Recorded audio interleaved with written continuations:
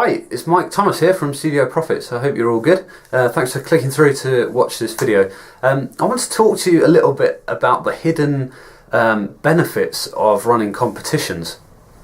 Now, photographers run lots of competitions, especially studio photographers, and we know it's a really sort of good way for getting people into the studio and creating leads. But there's a few mistakes that I've seen sort of cropping up with competitions, and the first one will absolutely kill your competitions. Really, it will kill your profit and your income, and it will kill a lot of the potential that could ever come from running your own competition.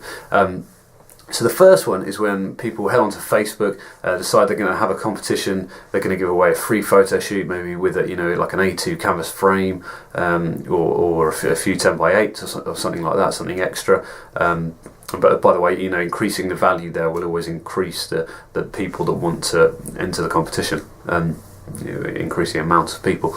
But the first big mistake is that people ask people to just like and share the post to enter the competition. Now, let me tell you why that's a huge mistake. Because you need to follow up with these people. Everyone, in theory, everyone who doesn't enter, who doesn't win the competition is a runner-up. So you need to be giving them a runner-up offer, and you need to try and bring them into the studio that way. If you're just asking people to like and share your posts to enter the competition, how are you ever going to follow up with them? You can't really. It becomes a manual task where you've got to type everyone messages, and that's going to take days and days depending on how many people enter. Now the best thing to do here is to get people to click a link, go through to a landing page where you can put your Facebook remarketing pixel on them. Okay, so then you can run ads to them later on.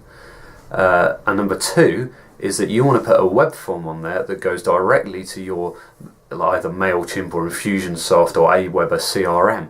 Okay, so you'd have a few fields on there. You'd have like a first name field, a last name field, an email field, probably a phone number field as well. So people need to fill out all that data to enter the competition.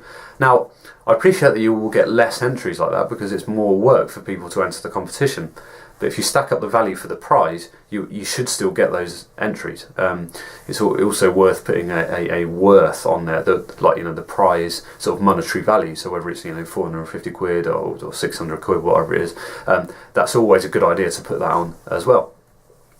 Now, see, once you've got that information, then you can start to follow up with people. Okay, you can make them special offers if they don't win and all that sort of thing, and you can get them into the studio. If they're just liking you and sharing your posts on Facebook, you can't get back to them. You can't then go and make them an offer with a deadline and get them into the studio. They're lost forever, and all that ends up happening is that you give away your free prize, so you lose out in that department. I mean, it's rare that a winner of a prize would ever come and spend a lot of money with you. Sometimes they do. They don't always though.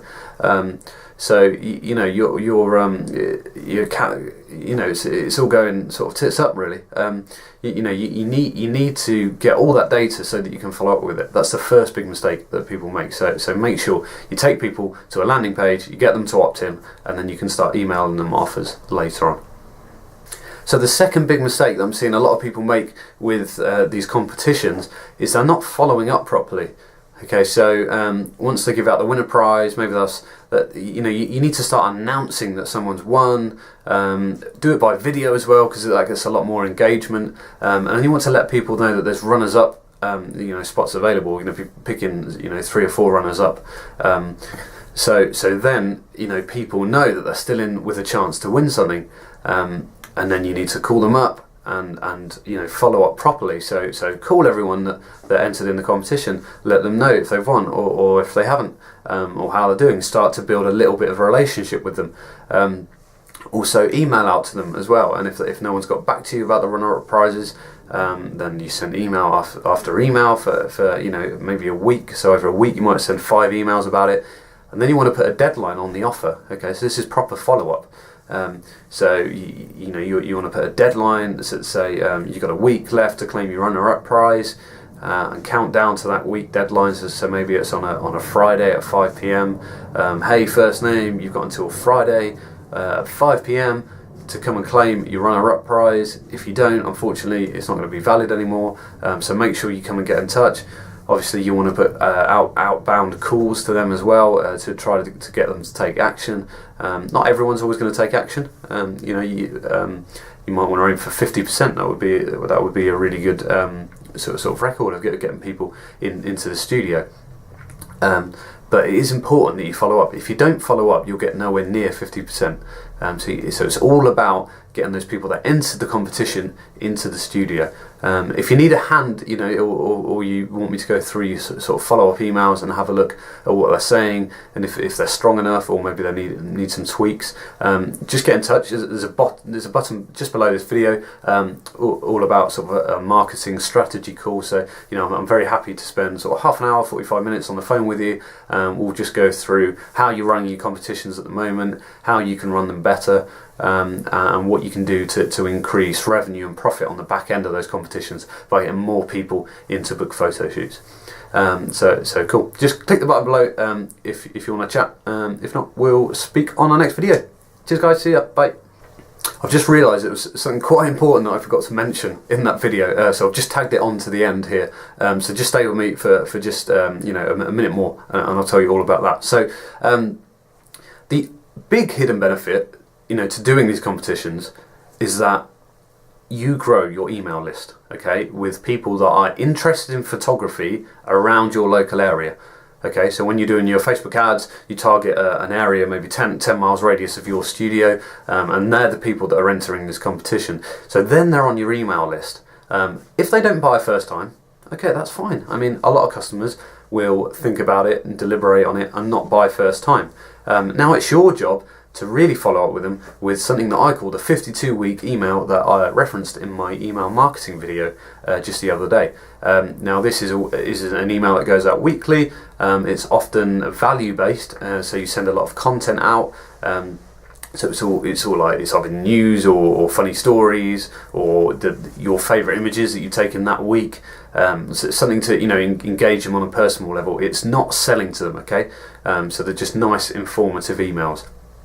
Now drip those, over maybe the next year. It might even take them a year to make the decision to buy. But that is a long-term game, growing your email list and keeping in contact with it and trying to build a relationship with it. And now that's really going to help. That I'd recommend that above a lot of other marketing.